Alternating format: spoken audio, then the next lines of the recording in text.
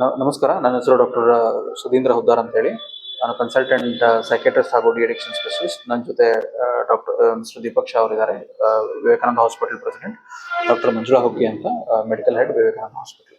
ಈಗ ಇದು ಪರಿವರ್ತನ್ ಅನ್ನೋ ಒಂದು ಹೊಸ ಯೂನಿಟ್ ಅನ್ನ ನಾವು ಶುರು ಮಾಡಿದೀವಿ. It is a specialised de addiction unit. ಮೊಟ್ಟ ಮೊದಲು exclusive de addiction unit north ಕರ್ನಾಟಕದಲ್ಲಿ. ಇಲ್ಲಿ ನಾವೇನ್ ಫೋಕಸ್ ಮಾಡ್ತೀವಿ ಅಂದ್ರೆ, ಯಾರು ಅಡಿಕ್ಷನ್ ಅನ್ನೋ ಕಾಯಿಲೆಯಿಂದ ಬಳಲ್ತಾ ಇರ್ತಾರೋ, ಆಲ್ಕೋಹಾಲ್ ಆಗಿರ್ಬೋದು, ಗಾಂಜಾ ಆಗಿರ್ಬೋದು, ಬೇರೆ ಯಾವುದೇ ಅಡಿಕ್ಷನ್ ಆಗಿರ್ಬೋದು, ಅವರಿಗೆ ಒಂದು ಸೈಂಟಿಫಿಕ್ ಬೇಸ್ಡ್ ಹಾಲಿಸ್ಟಿಕ್ ಟ್ರೀಟ್ಮೆಂಟ್ ಅನ್ನ ಪ್ರೊವೈಡ್ ಮಾಡ್ಲಿಕ್ಕೆ ವಿವೇಕಾನಂದಲ್ಲಿರೋ ಸೆಕೆಂಡ್ ಫ್ಲೋರ್ ಅಲ್ಲಿ ಈ ವಿಂಗ್ ನಾನು ಶುರು ಮಾಡಿದ್ವಿ. ಈ ಬೆಡ್ ಕೆಪಾಸಿಟಿ 25 ಬೆಡ್ಸ್ ಇದೆ, ಹಾಗೂ ಇದರಲ್ಲಿ ಶೇರಿಂಗ್ ರೂಮ್ಸ್ ಮತ್ತೆ ಸಿಂಗಲ್ ರೂಮ್ಸ್ ಕೂಡ ಇದೆ. ಇದರಲ್ಲಿ ನಾವೇನ್ ಮಾಡ್ತೀವಿ ಅಂದ್ರೆ, ಓವರ್ ಪೀರಿಯಡ್ ಆಫ್ 21 ಡೇಸ್ ಪೇಷಂಟ್ಗೆ ರಿಹ್ಯಾಬಿಲಿಟೇಷನ್ ಮೇಲೆ ಫೋಕಸ್ ಮಾಡ್ತೀವಿ. ಇದರಲ್ಲಿ ಮೆಡಿಸಿನ್ಸ್, ಇನಿಷಿಯಲಿ ಮೆಡಿಸಿನ್ಸ್ ಕೊಟ್ಟು ಆಮೇಲೆ ಕೌನ್ಸಿಲಿಂಗ್ ಮಾಡಿ ಅವರಿಗೆ ಅದರಿಂದ ಹೊರಗೆ ಬರೋಕ್ಕೆ ನಾವು ಪ್ರಯತ್ನ ಮಾಡ್ತೀವಿ. ಇದು ಕಂಪ್ಲೀಟ್ ಪ್ಯಾಕೇಜ್ ಆಗಿರ್ತದೆ. 21 ಡೇಸ್ ಇತ್ತು. ಸ್ಟಾರ್ಟ್ ಆಗುತ್ತೆ. ಇದು ಸ್ಟಾರ್ಟ್ ಆಗಿದೆ, ಈಗ ಆಲ್ರೆಡಿ 1 ವಾರ ಆಯ್ತು ಸ್ಟಾರ್ಟ್ ಆಗಿ. 21 ಡೇಸ್ ಅವ್ರು ಅಲ್ಲೇ ಇರಬೇಕು. ಹೌದು, ಅವ್ರು ಅಲ್ಲೇ ಇರಬೇಕು 21 ಡೇಸ್ ಪೂರ್ತಿ ಅವರು. ಯಾಕಂದ್ರೆ ಫಸ್ಟ್ 1 ವಾರದಲ್ಲಿ ಬರೀ ವಿಡ್ರಾವಲ್ ಸಿಂಪ್ಟಮ್ಸ್ ಮ್ಯಾನೇಜ್ ಮಾಡೋದ್ರಲ್ಲಿ ಹೋಗುತ್ತೆ. ಆಮೇಲೆ ಅವರಿಗೆ ಕೌನ್ಸಿಲಿಂಗ್ ಆಗಲಿ, ಯೋಗ ಥೆರಪಿ ಆಗಲಿ, ಅಥವಾ ಮೋಟಿವೇಶನಲ್ ಇಂಟರ್ವ್ಯೂಯಿಂಗ್ ಆಗಲಿ, ಆಮೇಲೆ ವೊಕೇಶನಲ್ ರಿಹ್ಯಾಬಿಲಿಟೇಷನ್ ಆಗಲಿ, ಇದೆಲ್ಲ ಪ್ರೊವಿಷನ್ ಮಾಡಲಿಕ್ಕೆ ಅಷ್ಟು ಕಾಲಗಳ ದಿನ ಬೇಕೇ ಬೇಕು. ಪ್ಲಸ್ ಅವ್ರದ್ದು ಗ್ಯಾಪ್ ಏನು ಕೊಡಬೇಕಲ್ಲ, ಅವರು ಆ ಸಬ್ಸ್ಟೆನ್ಸ್ ಇಂದ ಕಮ್ಮಿ ಗ್ಯಾಪ್ ಇದ್ರೆ ಮತ್ತೆ ಹೋಗಿ ಶುರು ಮಾಡ್ಕೊಂಡ್ಬಿಡ್ತಾರೆ. ಯಾವ ಏಜ್ ಜಾಸ್ತಿ?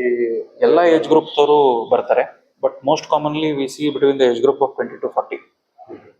ಯಾಕಂದ್ರೆ ಇಲ್ಲೇ ಕಾಂಪ್ಲಿಕೇಶನ್ಸ್ ಅಥವಾ ಅವರಿಗೆ ಹೆಲ್ತ್ ಕಾನ್ಸಿಕ್ವೆನ್ಸಸ್ ಆಗಲಿ, ಫ್ಯಾಮಿಲಿಗಾಗಲಿ, ಅವ್ರ ದುಡಿಮೆಗೆ ಏನಾದರೂ ಕಾನ್ಸಿಕ್ವೆನ್ಸಸ್ ಆಗಲಿ, ಇದೆಲ್ಲ ಆಗೋದು ಇದೇ ಏಜ್ ಗ್ರೂಪ್ ಅಲ್ಲಿ ಜಾಸ್ತಿ. ಸೊ ಈ ಏಜ್ ಗ್ರೂಪ್ ಅಲ್ಲಿ ನಾವು ಜಾಸ್ತಿ ನೋಡ್ತಾ ಇದ್ದೀವಿ. ಉದ್ದೇಶ ಏನು?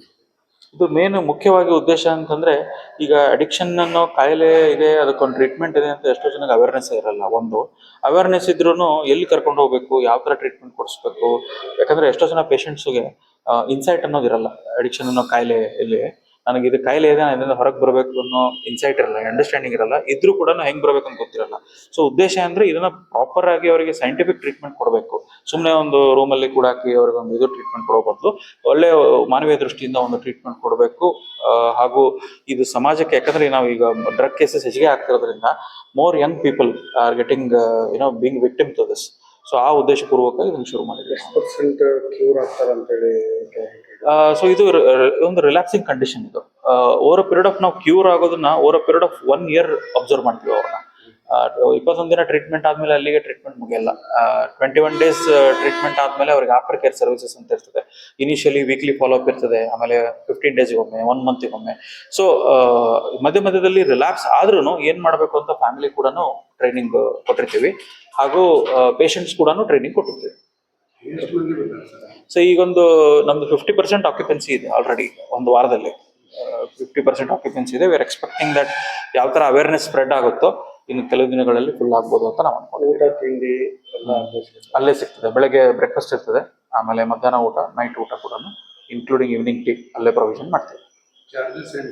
ಸೊ ಇದು ಚಾರ್ಜಸ್ ಇದರಲ್ಲಿ 21 ಡೇಸ್ ಪ್ಯಾಕೇಜ್ ಅಲ್ಲಿ between 30,000 to 35,000 all inclusive package ಇರುತ್ತೆ.